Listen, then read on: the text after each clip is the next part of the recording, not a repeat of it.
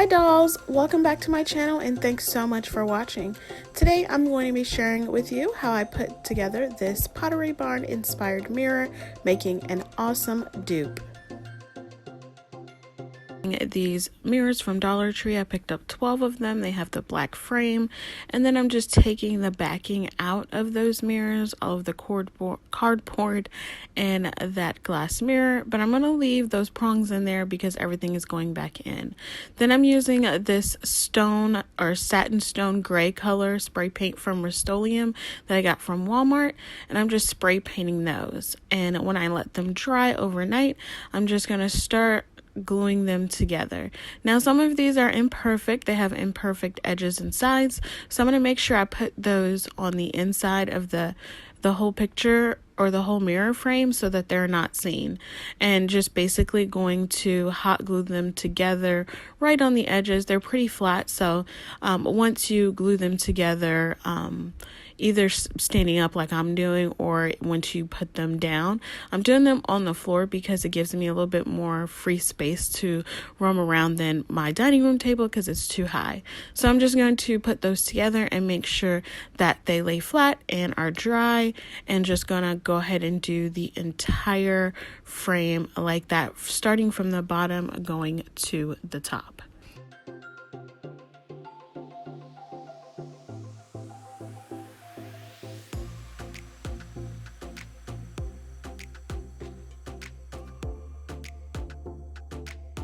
And then once I have that first row completed, I'm then going to check to make sure the edges look good on the side that they are going to be showing, and then gluing down the bottom part.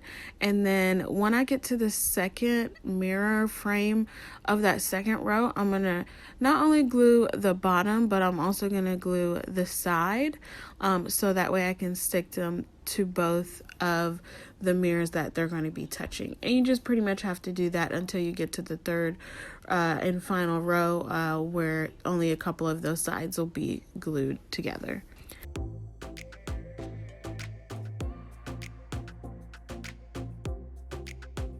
If you're still with me and this is your first time here, please consider subscribing as I post weekly DIYs for your home decor inspiration, and make sure you hit that bell so you don't miss an upload. Also, give me a like if you're enjoying this video.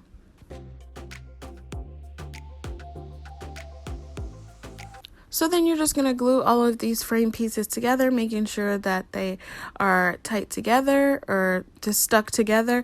Hot glue should work fine.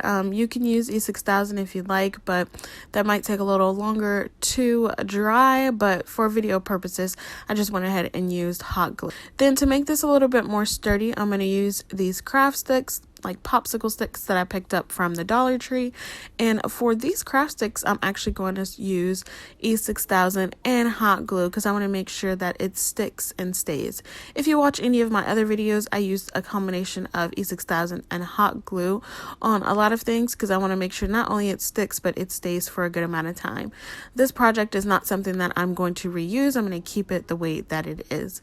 And then I'm just putting all of those toothpicks, all of those popsicle sticks on the edges where all of those mirrors meet. And then to flip it over, I'm just using one of the foam boards that I spray painted these on and flipping it over because it's a little flimsy, so I wanted to make sure that I was able to flip it over and not have anything fall apart. Next, I'm using this Waverly chalk paint. I'm sorry you can't see it, but it is elephant color. And I wanted to give it more of that farmhouse galvanized look. So that's why I chose this, because it has a mixture of black and brown hues. And then on top of the gray, it makes it look really, really good. So I'm using a makeup brush and just blotting this on. I did not want to use any regular paint brushes because I didn't want a smooth color. I wanted it to have that worn, torn look. So that's why I'm using the makeup brush or makeup sponge really, and just blotting it on there and completing the whole frame. Next, you're going to take those mirror pieces back and put them back in along with the backing. But for the backing, you're going to take out those silver prongs because you don't want them to scratch any surface that you're going to pull them on. So just make sure you take them out nice and easy, because they will cut you, although they're pretty small and it's pretty flimsy. I did cut myself on it. That's why I'm giving you that warning. But all you're going to do is flip this back over. It should be good after those popsicle sticks are on there. And as you see, I did it with pretty much good ease. So you're just going to put the mirrors back in place along with the backing, and this is why you wanted to keep those prongs in, because you need to make sure that it does not fall out. I thought about hot gluing it in there, but decided to save my hot glue, and you never know, I might want to change this out. But just put all of those mirrors back in there. The next thing I'm using is this Gorilla Wood glue that I picked up from the Home Depot. I did it because I needed a backing on this frame because it was still pretty flimsy. And as you can see, I have a bajillion more popsicle sticks on there because I wanted to make sure that it was pretty secure. I thought about hanging this. This is why I'm doing this step, but hanging it didn't really work out in my favor. So I'm just going to put it on a shelf. But this is before I decided I was going to put it on a shelf. I still thought I was going to hang it.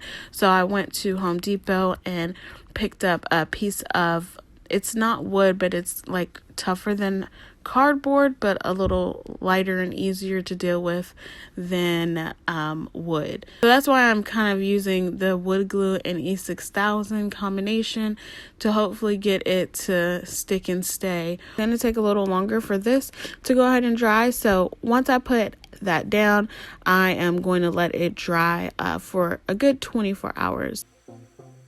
And here is what that finished project looked like, and I absolutely love it. It came out so great on this shelf, and it looks exactly like the one that I saw in Pottery Barn.